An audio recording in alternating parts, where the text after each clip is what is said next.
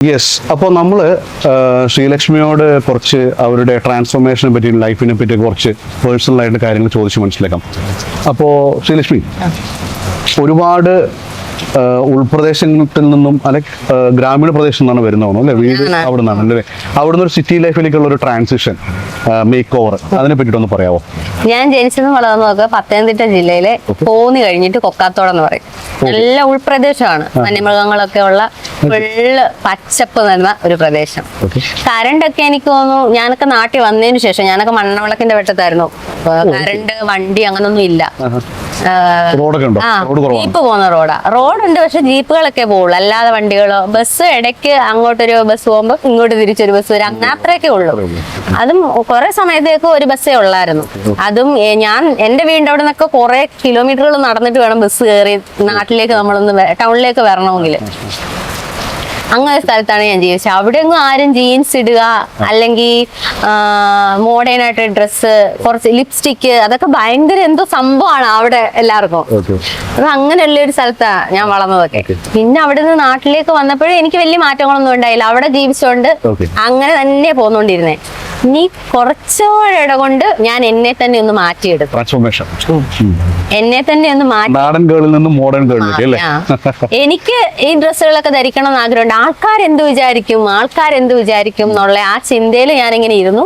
പിന്നെ ഞാൻ വിചാരിച്ചു, ആൾക്കാരെന്ത് വിചാരിച്ചാലെന്താ, എനിക്കിഷ്ടമുള്ള ഡ്രസ്സ്, എനിക്കിഷ്ടമുള്ള കാര്യങ്ങളൊക്കെ ഞാൻ ചെയ്യുമ്പോഴേ ഞാനാവുള്ളൂ. മറ്റുള്ളവരുടെ ഇഷ്ടത്തിന് ഞാൻ ജീവിച്ചാൽ ഒരിക്കലും ഞാനാവാൻ എനിക്ക് എല്ലാവരുടെ ഇഷ്ടത്തിനാണ് ഞാൻ ജീവിക്കുന്നത്. അപ്പോ ഞാൻ എനിക്ക് വേണ്ടി ഒന്ന് ജീവിച്ചു, എനിക്കിഷ്ടമുള്ളതൊക്കെ ചെയ്തു, എനിക്കിഷ്ടമുള്ള ഡ്രസ്സ് ഇട്ടു, അങ്ങനെ ഞാൻ ഇങ്ങനെ മാറി. ഇതിപ്പോ ഈ വീഡിയോക്ക് ശേഷമാണ് ഈ മുടി സ്ട്രൈറ്റനിങ് ഒക്കെ ചെയ്തത്? ആദ്യം നല്ല ചുരുണ്ട മുടിയായിരുന്നു ഫസ്റ്റ് സ്ട്രൈറ്റ് ചെയ്യുന്നതിന് മുന്നേ, പിന്നെ ഒന്ന് സ്ട്രൈറ്റ് ചെയ്തു, പിന്നെ ഇപ്പൊ ഒന്ന് വൃത്തിയാക്കി. മുടി പെർമനന്റ് സ്ട്രൈറ്റർ ആണ് ചെയ്തത്? അപ്പം ഏത് ടൈപ്പ് ഓഫ് ഡ്രസ്സുകളാണ് ഇപ്പൊ പ്രിഫർ ചെയ്യുന്നത് കൂടുതലായിട്ട്? എനിക്ക് ഏറ്റവും ഇഷ്ടം സാരിയാണ്. സാരി നല്ല ലുക്ക് ഉണ്ട്. ഏറ്റവും ഇഷ്ടം സാരിയാണ്. കഴിവത് ഞാൻ സാരി കൊടുത്ത് എവിടെയും പോകാൻ നോക്കാറ്.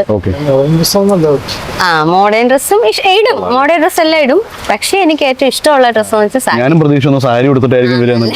അതിനോട് പറഞ്ഞിട്ടുണ്ടായിരുന്നു പറ്റുവാണെങ്കിൽ സാരിയിൽ നല്ല ലുക്ക് ഉണ്ട് അങ്ങനെ ഉണ്ടായിരുന്നു. ഞാൻ സാരി പറയാൻ വിട്ടുപോയതായിരിക്കും. ഇന്നലെ രാത്രി ഞാൻ പറഞ്ഞു സൂചിപ്പിച്ചിട്ടുണ്ടായിരുന്നു.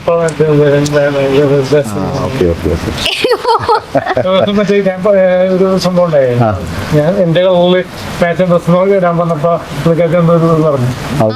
മാച്ചിങ് ഡ്രസ്സൊക്കെ ഇടണമെന്ന് എപ്പോഴും പറയും. ഞാൻ ഇപ്പൊ പറയാം, അതെന്തിനാണ്, എനിക്ക് ഇഷ്ടമുള്ള ഡ്രസ്സ് ഞാൻ ഇടണമല്ലോ, നിനക്ക് ഇഷ്ടമുള്ള ഡ്രസ്സ് നീ ഇട്. പിന്നെ ഇന്ന് ഒരുപോലെ കളറൊക്കെ ഏകദേശം വന്നു തോന്നും ഇല്ലേ, ഒരു പച്ച ചിപ്പൊക്കെ.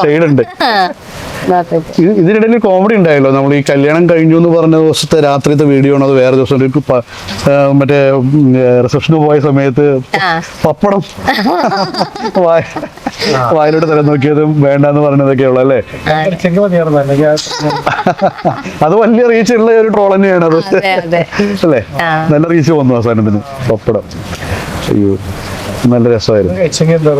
അല്ലടാ, ഒന്നാമത് എനിക്ക് കമ്പി വാല് ഇത് ഇട്ടേക്കുന്നു. അപ്പൊ എനിക്ക് ഇങ്ങനെ ഒരാൾ തന്നു, അതൊന്നും എനിക്ക് ഇഷ്ടമല്ല. ഇങ്ങനെ വാരി കൊടുക്കുക, വാരി തന്നു, പിന്നെ അങ്ങനെയുള്ള കാര്യങ്ങളൊന്നും എനിക്ക് ഇഷ്ടമല്ല.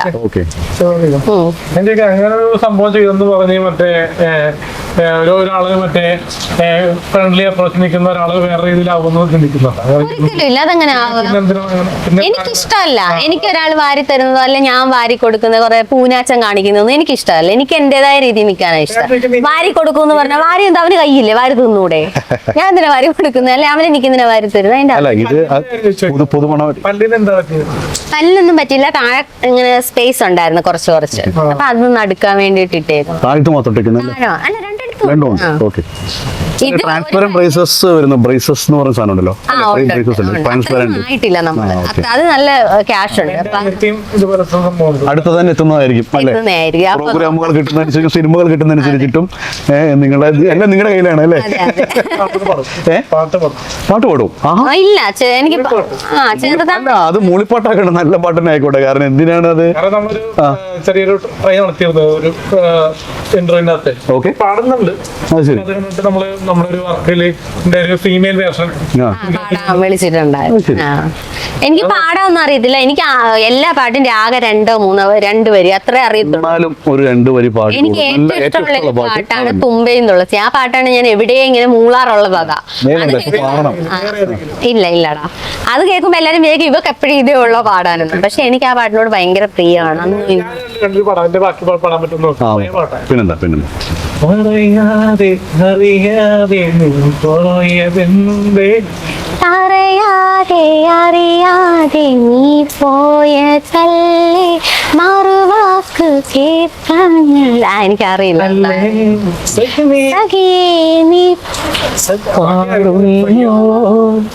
എനിക്കറിയില്ല. എനിക്കറിയാവുന്നതാണ്. വീണ്ടും ഓർക്കുന്നു ഞാൻ, വീണ്ടും ഓർക്കുന്നു ഞാൻ. അന്നു നാം തങ്ങളിൽ തിരിയും നീ. എനിക്കറിയില്ല. അടിപൊളി പാട്ടല്ലേ, നല്ല. ട്രോൾ വന്നപ്പോഴേ പാട്ട് ഞാൻ പാടാം. ട്രോൾ വന്നപ്പോ സോറി, ലിറിക്സ് അറിയാതെ കൊണ്ട് തെറ്റി പാടിയിട്ട് ക്ഷമിക്കണം. അതെ, എനിക്കും അറിയത്തില്ല. പിന്നെ പറയൂ. ട്രോൾ വന്നപ്പോഴേ വീഡിയോയുടെ ട്രോൾ വന്നല്ല, ഏത് വീഡിയോ ട്രോൾസേ ട്രോൾ വന്നപ്പോ ഒരു ചെറിയ ഷോർട്ടിലേക്ക് കണ്ടൊരു പാട്ടാണ്. അത് ഞാൻ പാടാം. അപ്പോൾ ഞാൻ പാടുന്ന പാട്ടാണ് കുറച്ച് എനിക്ക് മറ്റേ എക്സ്പീരിയൻസ് ആവും. ഇത് ജയസൂര്യന്റെ പാട്ടാണ്. നമ്മൾ ചേച്ചിയുണ്ട് അഭിനയരെ.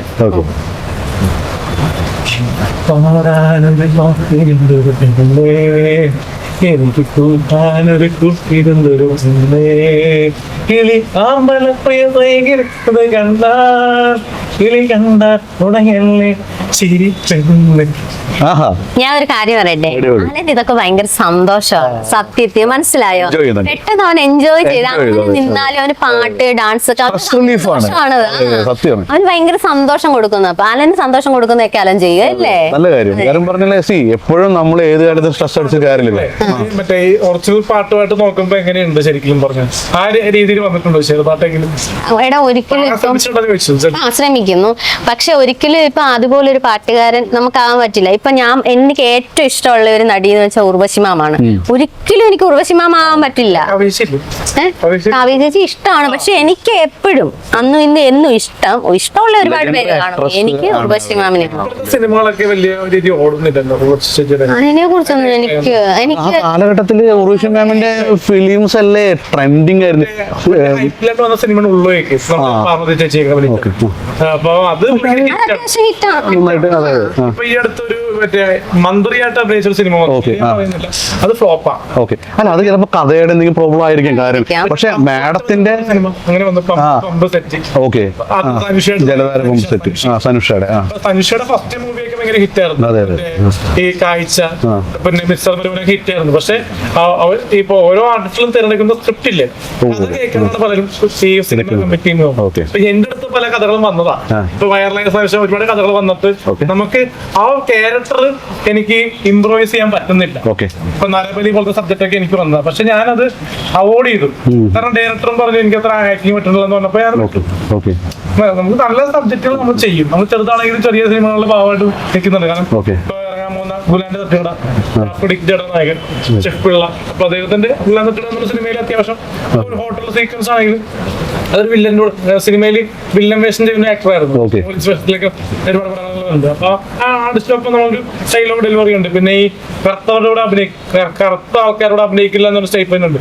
അവരുടെ ഉള്ളൊരു മറുപടി ആ സിനിമയിലുണ്ട്. കാരണം നമ്മള് ആസ് എൻ ആർട്ടിസ്റ്റ് ഞാൻ വിളിച്ചപ്പോ പല ആൾക്കാരും സിനിമയിലേക്ക് വന്നില്ല. കാരണം എന്റെ കൂടെ ഒരു ലേഡി വേണമെന്ന് പറഞ്ഞു സിനിമയിൽ, ഗുലാന്റെ സിനിമയിൽ. അപ്പൊ അത് മായടിക്കുന്ന ഒരു ആർട്ടിസ്റ്റാ ചെയ്തത്. ബ്ലാക്ക് ബ്യൂട്ടിയാ. എന്നാലും കുറ്റം പറയുന്നതല്ല, പക്ഷെ എന്റെ ഒപ്പം നിറമുള്ള ആൾക്കാരോട് ഞാൻ ചോദിച്ചപ്പോൾ നോ എന്നാ പറഞ്ഞത്. താങ്കളോട് റീൽ ചെയ്യാൻ താല്പര്യമുണ്ട്, പക്ഷെ സിനിമയിൽ ഒരു സംഭവം ഒരു എന്താ പറയാ ചായ കുടിക്കുന്ന സീൻ ചെയ്യാൻ താല്പര്യമില്ലെന്നാ പറഞ്ഞു. ശ്രീലക്ഷ്മി വിളിക്കായിരുന്നില്ലേ ആ സീക്വൻസിൽ എടുക്കാൻ? അന്ന് എനിക്ക് അറിയില്ലായിരുന്നു അല്ലേ, പരിചയപ്പെടുത്തിയ